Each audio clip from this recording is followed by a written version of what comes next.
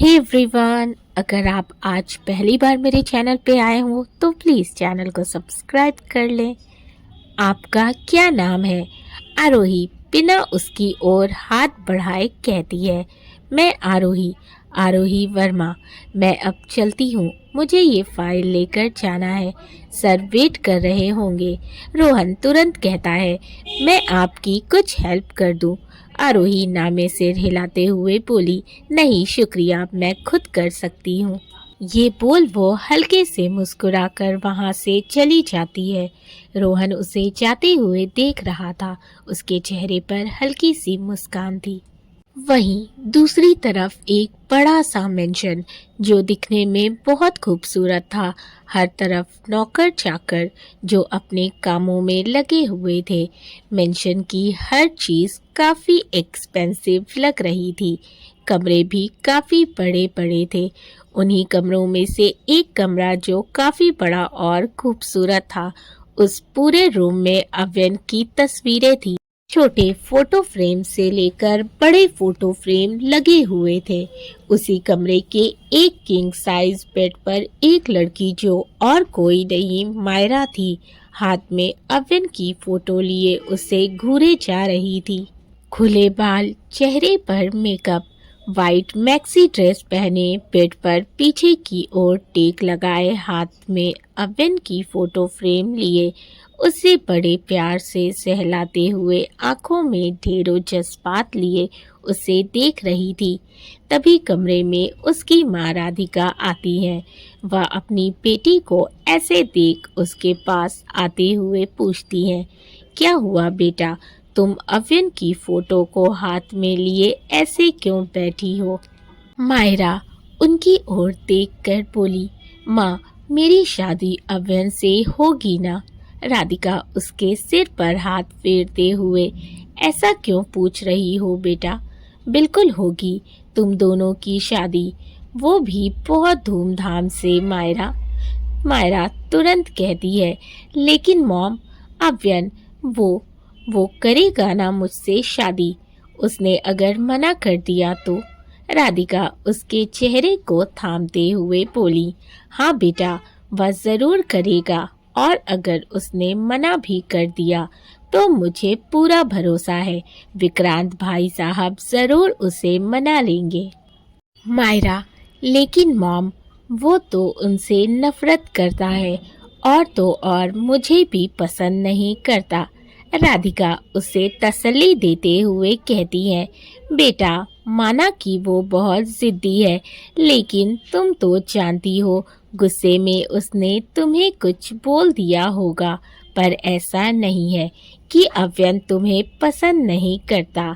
I am sure वह तुम्हें पसंद करता होगा, और पसंद ना करने का रीज़न भला क्या हो सकता है? तुम इतनी खूबसूरत हो, ग्लैमरस हो, रिच हो, तो कौन मना करेगा?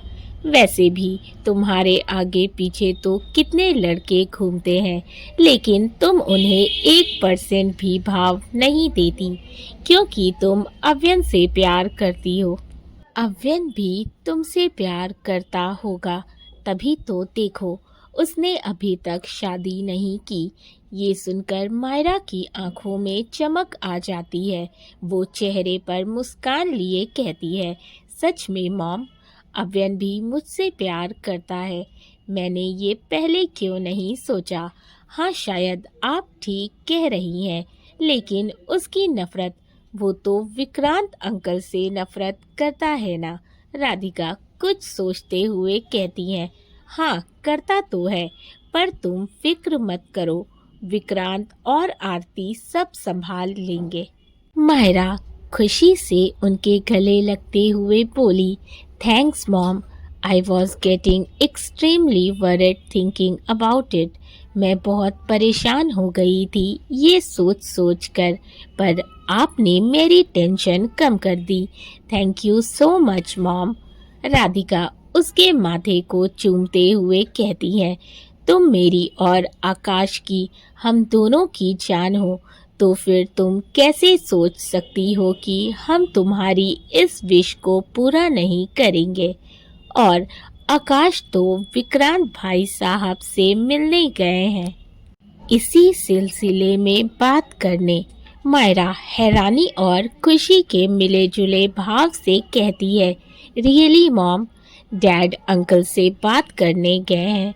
राधिका मुस्कुराते हुए हाँ में सिर हिलाकर कहती है, हाँ बेटा, अब बस विक्रांत भाई साहब को अव्यन को मनाना है।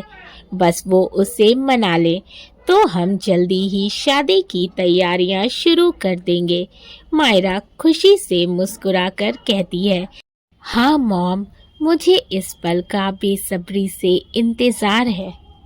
And I am sure Vikrant uncle Avyan को ज़रूर मना लेंगे।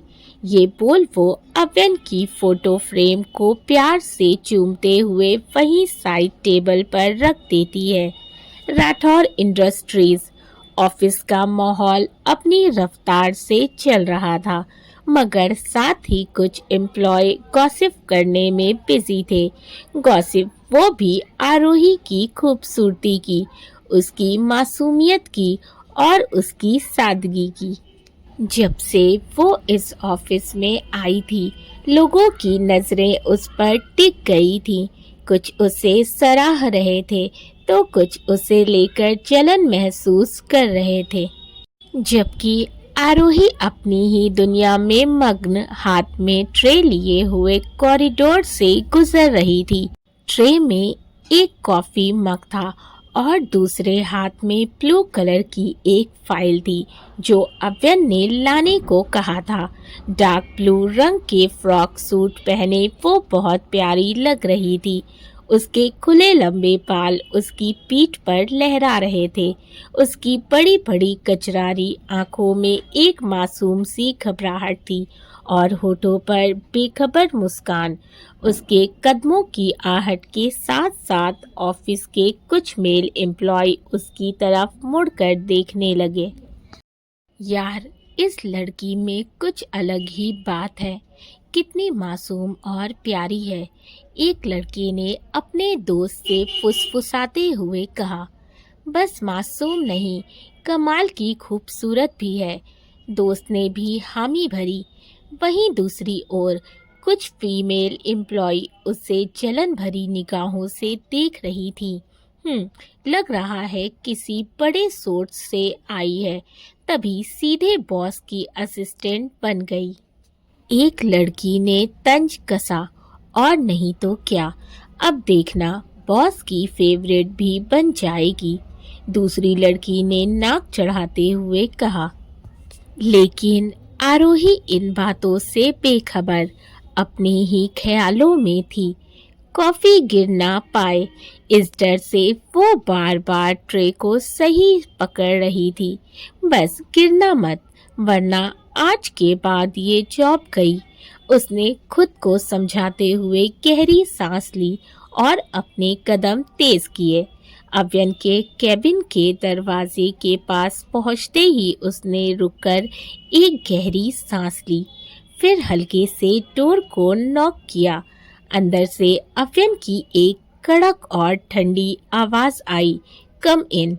आरोही ने दरवाजा धीरे से खोला और अंदर कदम रखा। अव्यन अपनी कुर्सी पर बैठा था। उसका कोट उसकी चेयर के पीछे टंगा हुआ था।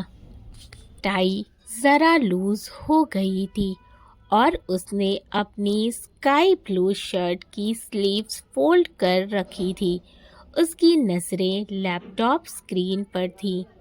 कैबिन में एक गहरा सन्नाटा था और उस सन्नाटे में आरोही को अपनी धड़कनों की आवाज़ तक सुनाई दे रही थी। आरोही झिझकते हुए टेबल के पास आती है और टेबल पर फाइल रखकर कॉफ़ी का मग आगे बढ़ाते हुए कहती है, सर कॉफ़ी। उसकी मीठी आवाज़ जैसे ही अव्यन के कानों में पड़ती है, वो अपनी नज़रें उसकी तरफ उठाता है और उन दोनों की निगाहें एक दूसरे से टकरा जाती हैं। आरोही हल्के से पीछे होते हुए बिना कुछ बोले पलटने ही वाली थी कि अव्यन की आवाज़ गूंजी, रुकिए। आरोही के कदम वहीं थम गए। उसने धीमे से उसकी तरफ देखा। अव्यन ने बिना कोई हड़बड़ी किए मग को उठाया और एक सिप लिया। कुछ सेकंड तक वो इस कॉफी का स्वाद महसूस करता रहा, फिर नजरें आरोही की ओर करते हुए कहता है, नॉट बैड, लेकिन अगली बार कम शुगर रखिएगा। आरोही ने सिर हिलाया। जी सर। अव्यन ने फाइल उठाई और उसे आरोही की ओर बढ़ाते हुए कहा, इस फाइल को लीजिए और मुझे कंप्लीट करके दीजिए, वो भी जल्दी। ध्यान रहे कोई गलती नहीं होनी चाहिए। आरोही आगे बढ़ती है उस फाइल को लेने के लिए, तभी उसका पैर टेबल से टकरा जाता है और वो लड़खड़ाते हुए गिरने को होती है कि तभी अव्यन सही वक्त पर उसका हाथ पकड़कर उसे अपनी ओर खींच लेता है, जिससे वो सीधा अव्यन की गोद में जा गिरती है। ये सब इतनी जल्दी हुआ कि आरोही को कुछ समझ नहीं आया। वो हैरानी से आंखें फाड़े अव्यन को देख रही थी, जो खुद भी हैरान था। उसका एक हाथ आरोही की कमर पर था, जो उसने उसे बचाने के लिए पकड़ा था। वहीं आरोही उसकी पकड़ अव्यन की शर्ट पर कसी हुई थी। वो डरते हुए अव्यन को देख रही थी। वक्त जैसे थम सा गया था। जहां आरोही की आंखों में डर था, तो वहीं अव्यन की नीली आंखों में एक अनजाना सा सुकून था, जो उसे आरोही के इतने करीब होकर मिल रहा था। आरोही की सांसें तेज हो चुकी थी। उसकी बड़ी बड़ी आंखें अब भी अव्यन के चेहरे पर टिकी थीं। दिल की धड़कनें बेकाबू थीं, जैसे किसी ने पूरे कमरे में सिर्फ उसकी मौजूदगी को महसूस करने की इजाजत दी हो। अव्यन की उंगलियां अब भी उसकी पतली कमर को थामे हुए थी और आरोही की मुट्ठियां उसकी शर्ट को इस कदर पकड़े हुए थीं, जैसे अगर छोड़ दिया तो वो फिर से गिर जाएगी। अव्यन की आंखों में कुछ था, कुछ ऐसा जो उसे खुद समझ नहीं आ रहा था। उसकी पकड़ आरोही की कमर पर कसी हुई थी और नजरें अब भी आरोही के मासूम चेहरे पर टिकी थी। दोनों के लिए ये सिचुएशन काफी ऑकवर्ड थी। आरोही तुरंत उठने की कोशिश करती है, लेकिन अव्यन की पकड़ उसकी कमर पर और मजबूत हो जाती है, जिससे वो चाहकर भी उसकी गोद से उठ ही नहीं पाई, जो देखकर वो जबरदस्ती उठने की कोशिश करते हुए कहती है, छोड़िए सर, मुझे उठना है। अव्यन उसे घूरते हुए शांत रहने का इशारा करता है, लेकिन हमारी आरोही उसकी इंटेंशन को गलत समझ लेती है और अपना हाथ अव्यन की पकड़ से छुड़ाने की कोशिश करने लगती है। सर छोड़िए मुझे, क्या कर रहे हैं आप, और क्यों कर रहे हैं? मैं आपकी असिस्टेंट हूँ, तो इसका मतलब ये नहीं है कि आप जो चाहें वो कर सकते हैं मेरे साथ। Leave me. बस फिर क्या था, अव्यन का माथा एक बार फिर ठनक जाता है। वो गुस्से से उस पर चिल्लाते हुए दांत पीस कर कहता है, shut up, just shut up. कब से देख रहा हूँ, do you have a brain और आर यू ब्रेनलेस? दिमाग है कि नहीं आप में, या फिर बेदिमाग है आप? क्या हर किसी पर सिर्फ इल्जाम लगाने आता है आपको? अव्यन के इस तरह चिल्लाने से आरोही सहम जाती है। उसकी आंखें हल्की नम हो जाती हैं। अव्यन उसकी आंखों में नमी देखता है तो खुद को नॉर्मल करता है। जाने क्यों उसे आरोही की आंखों में नमी अच्छी नहीं लगती। वो जरा शांत और धीमी आवाज में कहता है, 2 मिनट चुप नहीं बैठा जाता ना आपसे?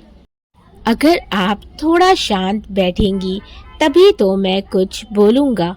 वैसे भी मुझे कोई शौक नहीं है आपको इस तरह अपनी गोद में बैठाने का। मेरी घड़ी में आपके बाल फंस गए हैं, उन्हें ही निकाल रहा हूँ। अब अगर आपकी वजह से मेरी ब्रांडेड वॉच में डेंट आया तो आप ही के सैलरी से ही उसके पैसे काटूंगा।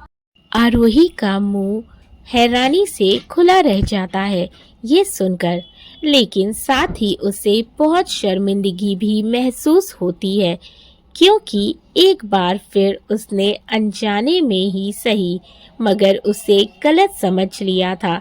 उसका दिल कर रहा था कि अभी जमीन फटे और वो उसमें समा जाए। अव्यन उसके बालों को अपनी घड़ी से निकालते हुए गहरी आवाज में कहता है, क्या आप कोई भी काम ढंग से नहीं कर सकती?